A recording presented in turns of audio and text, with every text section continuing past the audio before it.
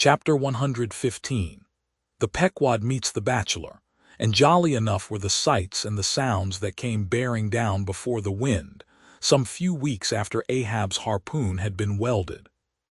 It was a Nantucket ship, the Bachelor, which had just wedged in her last cask of oil and bolted down her bursting hatches, and now, in glad holiday apparel, was joyously, though somewhat vaingloriously, sailing round among the widely separated ships on the ground, previous to pointing her prow for home. The 3 men at her masthead wore long streamers of narrow red bunting at their hats.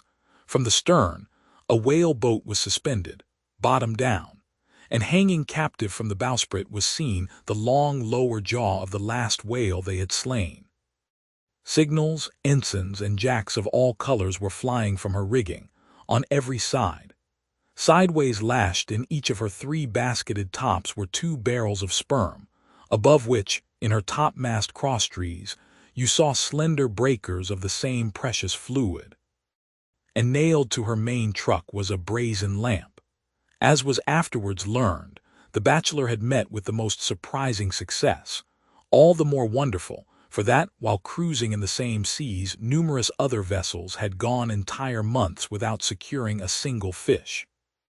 Not only had barrels of beef and bread been given away to make room for the far more valuable sperm, but additional supplemental casks had been bartered for from the ships she had met. And these were stowed along the deck and in the captain's and officers' staterooms. Even the cabin table itself had been knocked into kindling wood, and the cabin mess dined off the broad head of an oil butt lashed down to the floor for a centerpiece. In the forecastle, the sailors had actually caulked and pitched their chests and filled them. It was humorously added that the cook had clapped ahead on his largest boiler and filled it, that the steward had plugged his spare coffee pot and filled it, that the harpooneers had headed the sockets of their irons and filled them, that indeed everything was filled with sperm, except the captain's pantaloons pockets, and those he reserved to thrust his hands into, in self-complacent testimony of his entire satisfaction. As this glad ship of good luck bore down upon the moody Pequod, the barbarian sound of enormous drums came from her forecastle, and drawing still nearer, a crowd of her men were seen standing round her huge tripods, which, covered with the parchment-like poke or stomach skin of the black fish, gave forth a loud roar to every stroke of the clenched hands of the crew.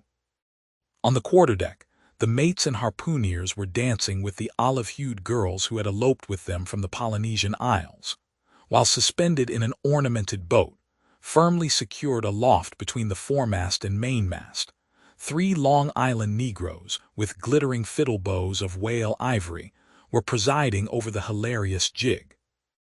Meanwhile, others of the ship's company were tumultuously busy at the masonry of the tryworks, from which the huge pots had been removed.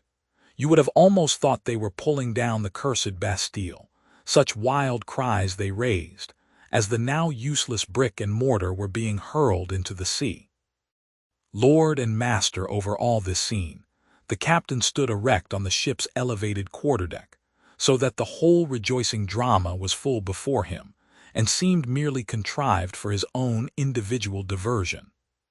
And Ahab, he too, was standing on his quarterdeck, shaggy and black, with a stubborn gloom, and as the 2 ships crossed each other's wakes, one all jubilations for things past, the other all forebodings as to things to come, their 2 captains in themselves impersonated the whole striking contrast of the scene. "Come aboard, cried the gay Bachelor's commander, lifting a glass and a bottle in the air. "Hast seen the white whale?" gritted Ahab in reply. "No, only heard of him, but don't believe in him at all," said the other good-humoredly. "Come aboard.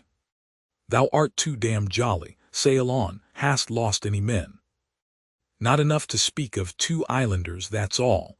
But come aboard, old hearty, come along. I'll soon take that black from your brow. Come along, will ye, merry's the play, a full ship and homeward bound." "How wondrous familiar is a fool," muttered Ahab, then aloud, "Thou art a full ship and homeward bound, thou say'st. Well then, call me an empty ship and outward bound." So go thy ways and I will mine. Forward there, set all sail and keep her to the wind." And thus, while the one ship went cheerily before the breeze, the other stubbornly fought against it, and so the two vessels parted. The crew of the Pequod looking with grave, lingering glances towards the receding bachelor, but the bachelor's men never heeding their gaze for the lively revelry they were in.